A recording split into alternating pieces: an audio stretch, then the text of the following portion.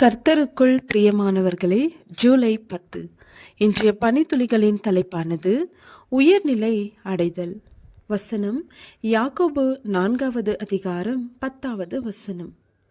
கர்த்தருக்கு முன்பாக தாழ்மைப்படுங்கள், அப்பொழுது அவர் உங்களை உயர்த்துவார். மெக்சிகோ நகரில் பலூன் வியாபாரி ஒருவர் பல வர்ண பலூன்களை விற்று வந்தார். ஹீலியம் வாயு நிரப்பப்பட்ட பலூன்களாதலால் அவை ஆகாயத்தில் உயரே பறந்து செல்லும். அவர் ஒரு வியாபார உத்தியை பயன்படுத்தி வந்தார். பலூன்களில் விற்பனை தணியும் போது அவர் ஒரு பலூனை காற்றில் பறக்க விடுவார். அதனை பார்க்கும் சிறுவர்களும் சாலையில் இருப்போரும் உடனே பலூன் இருப்பவரிடம் சென்று பலூன் வாங்குவார். ஒரு நாள் ஒரு சிறுவன் அந்த வியாபாரியிடம் வந்து அவர் வசம் இருந்த கருப்பு வண்ண பலூன் உயரே பறந்து செல்லுமா என்று கேட்டான்.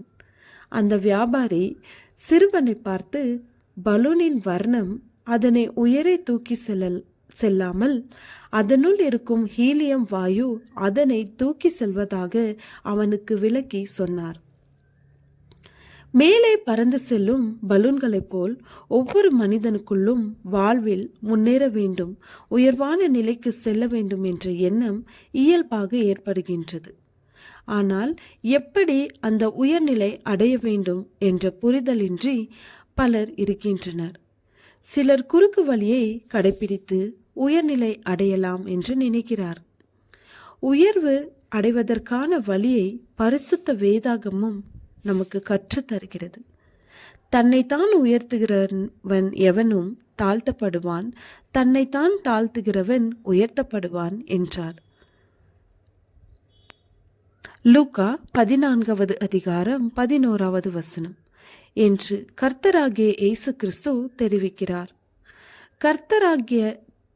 கர்த்தருடைய தாசனாகிய மோசே பலமுறை கர்த்தருக்கு முன்பாக முகங்குப்புற விழுந்து தன்னை தாழ்த்தி ஜனங்களுடைய பாவங்களுக்காக விண்ணப்பம் செய்து இருக்கிறான். யோசப்பின் தாழ்மையும் தயால குணமும் தன் சகோதரர்களை மன்னித்து ஏற்றுக்கொள்வதிலே வெளிப்படுத்தினான். யோவான் ஸ்நானகன் தன் சிறுகவும் அவர் பெருகவும் வேண்டுமென்று சொல்லி தன்னை தாழ்த்தினார். அப்போஸ்தலனாகிய பவுல் தான் பாவிகளில் பிரதான பாவி என்று சொல்லி தன்னை தாழ்த்தினான். யோபு தேவனிடத்தில் நன்மையை பெற்றது போல் தீமையை பெற வேண்டும் என்று சொல்லி தன்னை தாழ்த்தினான். ரூத் அந்நிய தேசத்திலே எதிர்காலம் எப்படி இருக்குமோ என்று தெரியாத நேரத்திலே ஜீவனுள்ள தேவனுடைய ஜனங்கள் வாழ்கிற இடத்திலே தானும் செல்வேன் என்று தீர்மானித்து கர்த்தருக்கு முன்பாக தன்னை தாழ்த்தினாள். தாழ்த்துவதன் மூலம் உயர்வு பெறுவதிலே நமக்கு தலை சிறந்த உதாரணமாக கர்த்தராகிய இயேசு நிகழ்கிறார். தாழ்மையை கர்த்தருக்கு முன்பாக வெளிப்படுத்தும் போது அவர் உங்களை உயர்த்துவார். அவருடைய பலத்த கைக்குள் அடங்கி இருங்கள். ஜெபம்.